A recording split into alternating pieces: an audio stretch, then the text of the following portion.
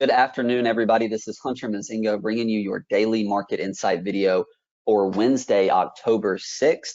It's a little over 5 minutes after market close here in Jacksonville, Florida, 4:07 p.m. Eastern time to be exact as I'm recording. And yes, me and Tim did a swaparoo. He's got tomorrow's video. I have today for anyone that might be confused. But in today's video, we've got some great stuff. I think it's going to be quick, concise, but also very valuable. So we're going to look at key levels on the Qs and the S&P. We're going to look at standout stocks that you need to have on your watch list if you don't already have them there. So let's get into it, folks. What just happened? QQQ bounces and leads. S&P also goes red to green. We saw some poor action this morning, followed by some bounces in the indices, going from nearly down over 1% all the way back up to green. So a pretty volatile day. And we saw some of the stuff that's been leading take a breather, and we're going to look at that in a second. But performance-wise, the G5 was up 0.38%. The S&P was up 0.4. Q's up 0.64. Leading, as I said, Dow up 0.3. Mid-caps down 0.4. Russell down 0.6. Those dragged by some of those leading sectors that took a little bit of a breather today or pulled back today. Market state remains in a correction. There is no change there, although we got some nice action today. And there's also no changes to the trend gauge from Don's video yesterday. However, I will say this, we did see some very constructive action in some leading stocks today. So you could possibly see this little green or this black arrow turn to a green arrow pointing towards bullish if we get some more continuation of that, more confirmation that leading stocks are acting well and a lot of cases acting better than the indices. So we'll look at some of those leading stocks here in just a second, as I mentioned. But before we get into the charts, as I always do, this is the team at Revere. I know I always mention it. If you have questions, please give me a call. This is my email. I say give me a call. Shoot me an email. Excuse me. You can always call Revere right here, 855-732-5932. But yes, shoot me an email if you have a question, if you want to know more about a stock that I talked about that you've never heard of, whatever the case may be. I'm happy to answer those questions, give you further insight, research, whatever the case may be. And you can also reach out to Dan, Tim, Meryl, Alex, or Don at revereasset.com if you have any questions about our strategy, what we do, any of that good stuff. So let's get into the charts, and we're going to start with the Qs, and we're going to look at some of these key levels. But before we do that, let's pull up a 5 minute so you can see the bounce that I'm talking about here. So you can see right here, the Qs, sharp sell-off, go from about 357 to 353 here in a matter of about 20 minutes. And then in the ensuing 20 minutes, we go all the way from 353 up to 357, 358 range right here. So a very sharp move, both down and then up. And then we got some nice action through the rest of the day, some good continuation on the Qs. So in regards to these key levels, and we did get a strong finish today. It's something that we haven't really been getting recently. A lot more weak closes than strong finishes, which is typical when you're kind of in a downtrend like you see here. So on the Qs, the level to watch is this 360 level, which just so happens to coincide essentially where that 8-day exponential moving average is. You can see we tried to get through that 360 level. We actually finished at the top of the range today. I'm back to the 5 minute here. But that would be a great start, in my opinion, on the Qs as far as looking for some positive traction, some momentum to the upside. Watch for a close over 360, which is just by nature also going to be a close above the 8-day exponential. In regards to the downside, you can see we bounced off 350 right here on 10/4. That would be this Monday. We want to see this level hold. This 350 becomes imperative to the downside, 360 imperative to the upside. So keep an eye on this 360 level, look for some closes. You also would be happy to see some closes above the 362, 363 area, which is going to be some of these highs here. We want to see the Qs get through this consolidation area, get through these highs. S&P, it's going to be a pretty similar story here. The level to watch to the upside here on the S&P is this 435, 436 level, particularly the high from yesterday, 435.49 is a level to watch. But the big positive on the S&P is we clearly closed above the 8-day after we had not done so since this big gap down here.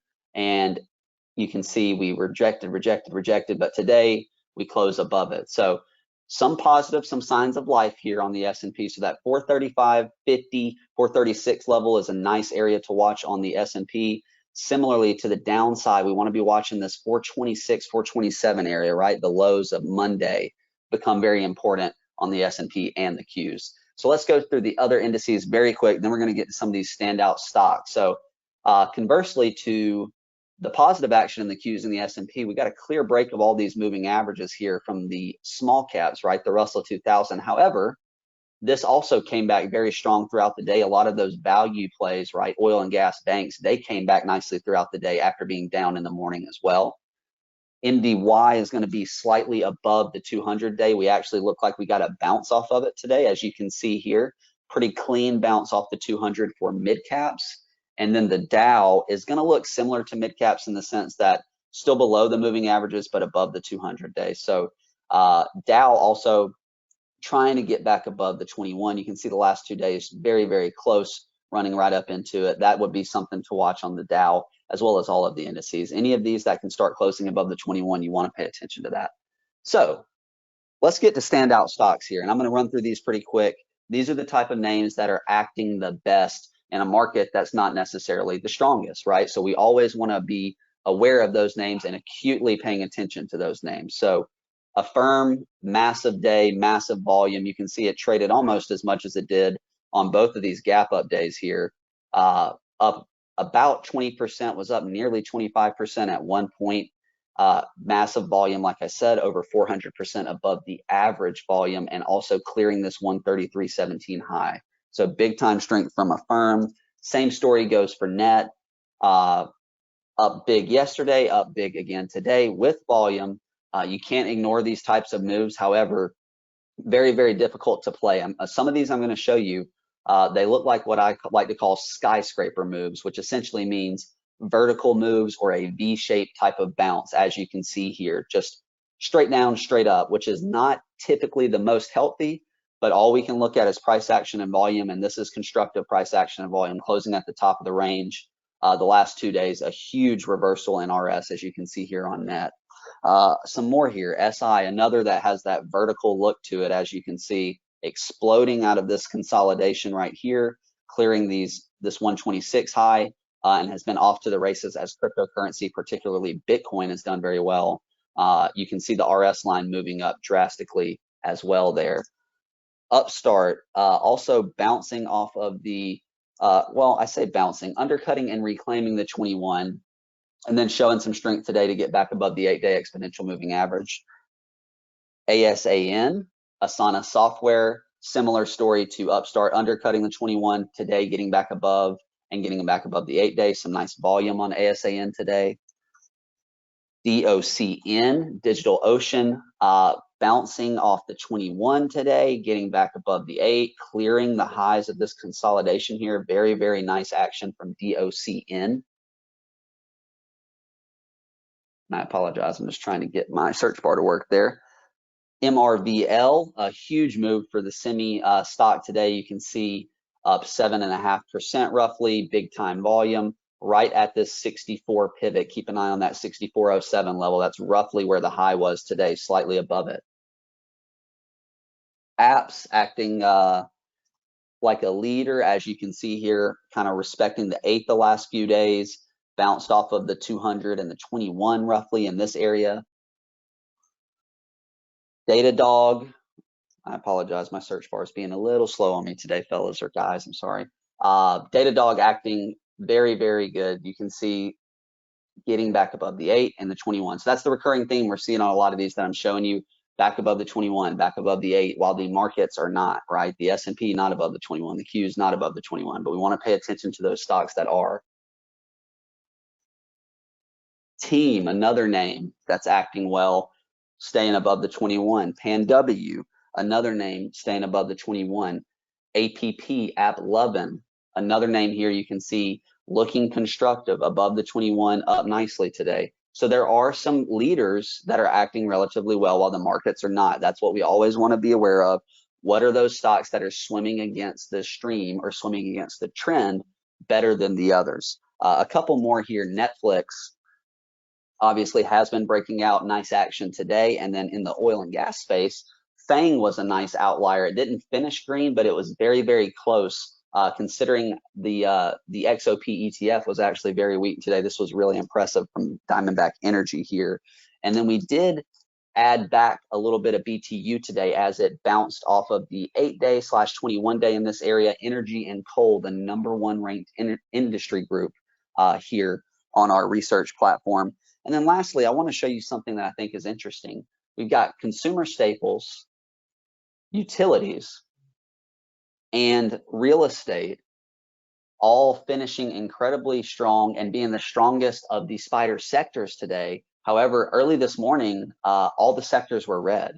So interesting to see that growth ended up coming on strong as the day went on. A lot of those names that I showed you, but so did staples, utilities, and real estate. So maybe a little bit weird, doesn't necessarily make sense per se, but nonetheless, you got to take note of the price action. A few names that were relatively weaker today: CBRE, this is a real estate development company and operations.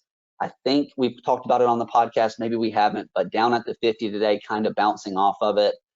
This name was down about 3% today. That henceforth the weakness. A few more: American Airlines. The airlines plays, as you can see, kind of giving up some of their move. It looked like they were getting ready to act right, but maybe not necessarily ready at this point. Bros, this is a coffee company, a really hot IPO, maybe a little bit ahead of itself, very volatile, but down 3% today. GLBE, this was a leading stock at one point in time. Right now, below the 50, but you can see this 60 level is looking like it's acting as support for the time being. And like I mentioned, oil and gas hit today, down about 2.5% here on XOP, although you see the nice bounce off the 8-day exponential there. OIH, oil and gas services, also down pretty big today, about 4%, but sitting right on the 8. We saw banks down today as yields were flat to slightly down. TLT slightly green, but as you can see, banks bouncing off the 8. And lastly, we saw that Chem Ag group. I've been talking about these names. The Nutrien, weak today, but finishing strong. CF, weak today, but finishing strong. So a lot of these names that were down much more, although they still finished red, finished at the top of their range, like the names I'm showing you right now: MOS, CF, NTR, SIVB. These are some of the banks that I've showed you. I've been talking about the last couple of weeks. You can see the undercut of the 8 and reclaimed by SIVB.